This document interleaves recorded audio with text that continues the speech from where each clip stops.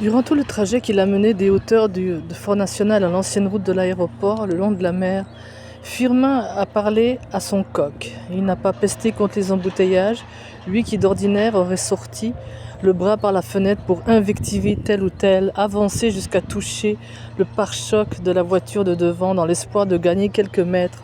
Il ne s'est plaint de rien, n'a même rien senti, ni la chaleur qui commence à frapper sur les carrosseries, ni le brouhaha des moteurs, rien. Il est ailleurs, regardant la cage en fer qui est à ses côtés sur le fauteuil de devant, souriant parfois comme un père bienveillant ou invectivant la bête avec une voix de général qui passe en revue ses troupes. Il l'appelle par son nom. Téméraire. Allez, téméraire, répète ce nom sans cesse comme s'il était important que la bête s'en imprègne.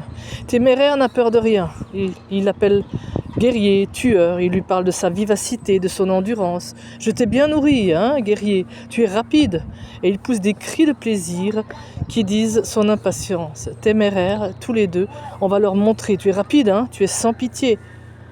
Les rues embouteillées, les ronds-points bloqués, tout cela ne compte plus. Firmin parle à sa bête et il sent que le coq a besoin de ces mots jusqu'à la gaguère, la reine des combats de coq. Sur la droite, un peu en contrebas de l'allée où il se trouve, 4 hommes vont et viennent avec des brouettes. Ils sont torse nus et ruisselants de sueur. « Qu'est-ce qu'ils font ?» demande Saul, sachant que sa question est indiscrète, mais voulant justement montrer qu'il a envie de l'être et qu'il se comportera ici comme ailleurs en toute liberté. Le gardien répond, choisissant d'ignorer l'indiscrétion. « Monsieur fait construire un terrain de basket. » Un sourire noir passe sur les lèvres de Saul. Un terrain de basket. Le propriétaire est un grand nègre. Il suit le championnat de la NBA, va régulièrement à Miami. Import-export oblige. Il se construit un enclos aux couleurs de l'Amérique. Un terrain de basket. Il regarde les 4 gueux qui vont et viennent sur la dalle de bitume brûlante. Il les connaît, ceux-là. Il vient de quitter leur quartier. Ils doivent venir de Jalousie, ce bidonville accroché à la pente où les familles s'entassent dans un labyrinthe de béton. Il les connaît. S'il leur demande combien ils gagnent, ils baisseront les yeux et ne répondront rien. Il y a 1 heure, avant de prendre son taxi-moto pour monter jusqu'ici, il était au chevet d'une vieille dame du nom de Léonide, qui se tordait de douleur chaque fois qu'elle devait uriner. Il était passé la voir parce que c'est la grand-mère d'une de ses élèves infirmières, et qu'il avait promis, Jalousie, où les jeunes filles passent leur journée à descendre et monter pour se ravitailler en eau. Jalousie, où les rues sont si étroites qu'on n'y marche pas à 2 de front. Jalousie. Un quartier comme une plaque d'urticaire en béton qui ronge la terre, la gratte et s'agrandit toujours. Il y fait chaud. On sue. Lors de la saison des pluies, les escaliers se transforment en torrent, et alors c'est pire que tout. Jalousie qui pisse et défèque le long de la pente, et où les étrangers qui y pénètrent sont immédiatement scrutés par 1000 pères d'yeux d'enfants qui n'ont rien d'autre à faire. On lui avait serré la main avec respect. La vieille Léonide avait demandé à un gamin du quartier de le raccompagner pour qu'il ne se perde pas, et tout le long de la descente on l'avait interpellé. « Eh l'ami, docteur, ça va ?» Façon de lui dire qu'on savait qui il était et qu'on lui était reconnaissant de venir jusque-là et que si on osait, on aurait bien des choses à lui demander.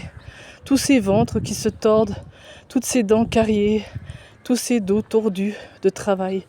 L'ami docteur, on tousse trop. On n'a pas 40 ans qu'on est déjà usé. Et l'ami docteur. Et il était arrivé en bas, à Pétionville, escorté de toute une petite troupe d'enfants qu'il avait salué en riant. Le même peuple qu'a cité Soleil et Martissant, 8 ans plus tôt, lorsqu'il était jeune et commençait ses études. Les mêmes femmes qui lancent des invitations obscènes « Tu veux jouer à frotte-frotte avec moi ?» en riant, mais qui sont timides lorsqu'on les ausculte. La même politesse profonde, respectueuse, pour qui vient là et se soucie d'eux. Il a tout retrouvé. Il n'était pas retourné dans ces quartiers depuis si longtemps. Haïti est là, le sourire d'Haïti. Celui qui n'a rien à offrir qu'un peu d'eau et l'hospitalité d'une chaise. Lorsque Firmin arrive enfin à l'arène, lorsqu'il a garé sa voiture sur la bande de terre, devant la porte de fer rouillé, payer son droit d'entrée et rejoint le coin des éleveurs.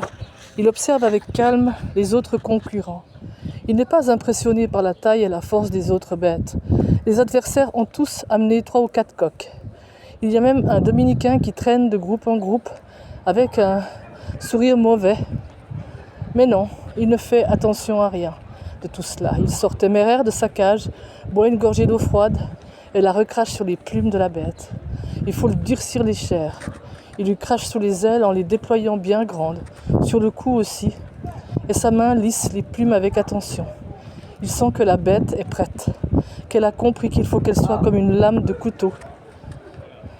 Alors il fait ce que font les éleveurs qui sont prêts. Il entre dans le cercle de terre pour réclamer un adversaire, les yeux bien écarquillés, tenant son coq au creux du bras, et avec une voix forte de défi, il lance « Je veux la gaguerre !»